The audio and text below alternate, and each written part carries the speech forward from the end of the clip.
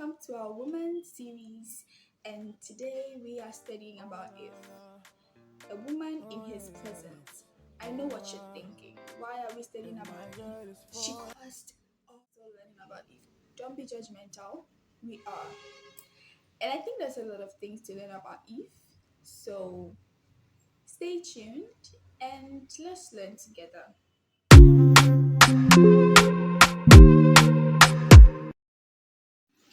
Okay, so what is it about Eve that we can learn from?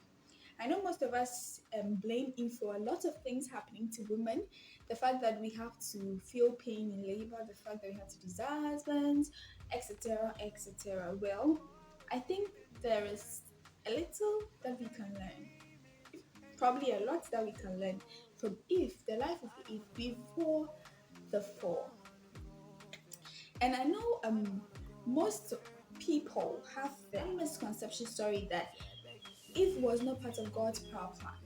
When God was creating mankind, He created man, and later He just said, "Oh, well, let me just create this woman." So God just thought about it. It wasn't planned, but it actually was. And you can find that in Genesis chapter 1, verse 27. You can read from any version of the Bible you want to, but then let me read it to you here. So God created human beings, making them to be like Himself. He created them male and female and blessed them. Every version of the Bible you read, you will see them. So I want to believe that God had the mindset. He decided from the beginning that He was going to create Eve. So Eve was part of God's prior plan. So you, as a woman, should know that you are a carefully thought of plan by God, and you are needed. God thought of you from the beginning. You are a requirement for the world to be complete because God was searching for someone to carry His creation, to give birth to many generations, to procreate, multiply the earth. And He chose you as a woman to do that most important job. So you are a carefully well thought plan. That is just by the way. So the first thing I want us to learn from the story of Adam and Eve is that if before the fall, she was a woman who was constantly in fellowship with God. She was a woman who would always fellowship with God because God would come into the garden and fellowship with them. She was a woman who was focused. She wasn't seeing her nakedness. And not only her nakedness, this is so important, she wasn't seeing the nakedness of Adam either. She wasn't focusing on how she looked, her vulnerability, her faults, and that of her partner. There was perfect trust between herself and her partner, and between herself and God. There was harmony, self worth. She had self worth. So I want us to concentrate on these five things. These are the five things that the Eve before the fall had. I want us to go into the curse. So we realize that when Eve before the fall was this woman who was in constant fellowship, this woman who was focused on God, that she couldn't even see that she was naked, she couldn't see her vulnerability and her fault and that of her partner. This woman who had so much trust in God, and there was this perfect trust between herself and her partner. And we can also see this woman who has self-worth and had no one to compare herself to, but was just keen on listening to what the creator told her because she was only listening to the creator before the fall. And then we realized that there came Satan. Through the snake, he deceived Eve. And then Eve wanted autonomy. Eve wanted to know what is right and wrong. Eve wanted to make her own decisions because the enemy told her that you would know good from evil like God. So she wanted autonomy. And they decided to eat the fruit and give it to her husband. And he ate it. That is even a sign of the trust that was between them. He ate it without asking questions because he trusted her, his wife, so much then. And then we know what happened after that.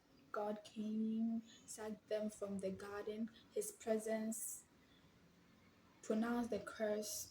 That is the demise of the Eve before. That is the demise of the Eve in the Garden of Eden. But then there was something amazing that we want to talk about today. We realize Eve is the mother of all human beings, all of the living. That's the meaning of Eve, mother of all living. Most of us have some of the traits. We as women sometimes we want autonomy. Sometimes we wants freedom. We want to decide what is good and evil. We don't want to be told what to do. I think we took that from Eve.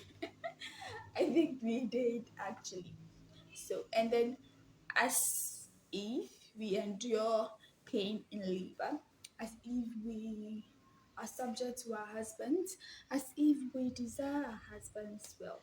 So the one thing that the Eve before didn't get the chance to experience is reconciliation.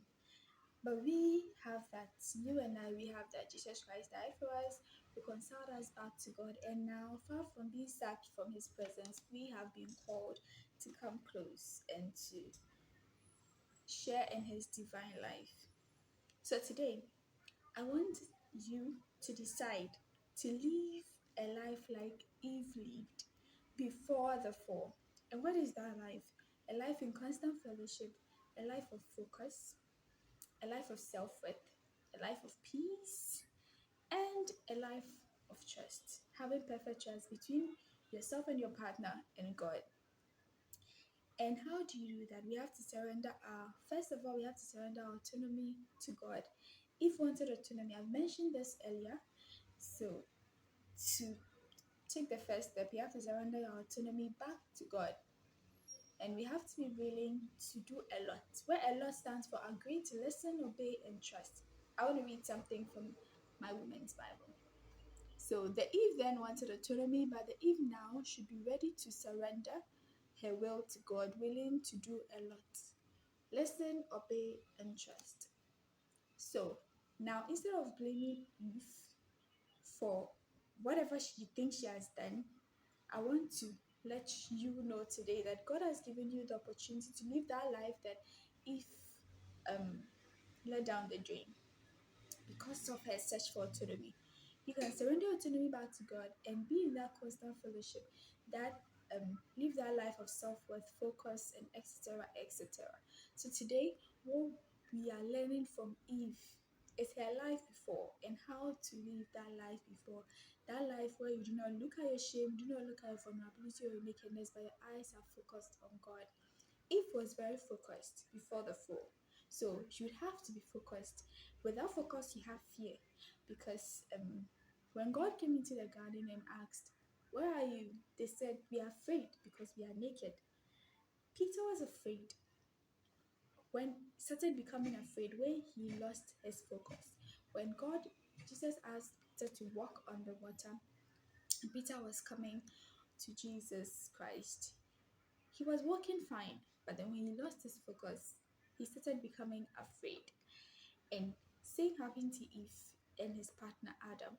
When she lost her focus, when she ate the fruit and started looking around, looking at how naked she is, looking at her vulnerability, started becoming afraid. So they told God, "We are afraid because we are naked." Because technically, being naked should bring shame and embarrassment, right? But they were afraid because they had shifted their focus from God. So today, I want to advise you to give your autonomy back to God, give your will back to God, and then focus on the altar and finisher of your faith. Have that constant fellowship, have that life of self-worth, have everything Eve had in the Garden of Eden. You can't have that. So I want to present that to you today. I hope you've learned something.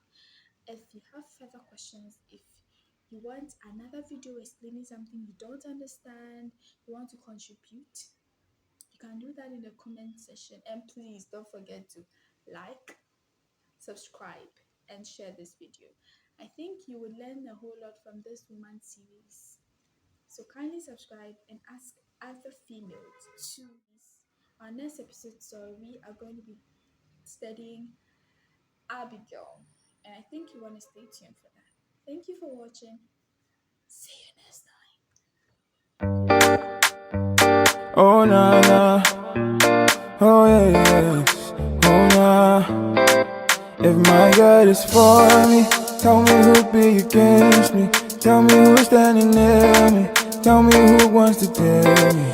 If my God is for me, tell me who'd be against me. Tell me who's standing near me. Tell me who'd wanna dare me, yeah.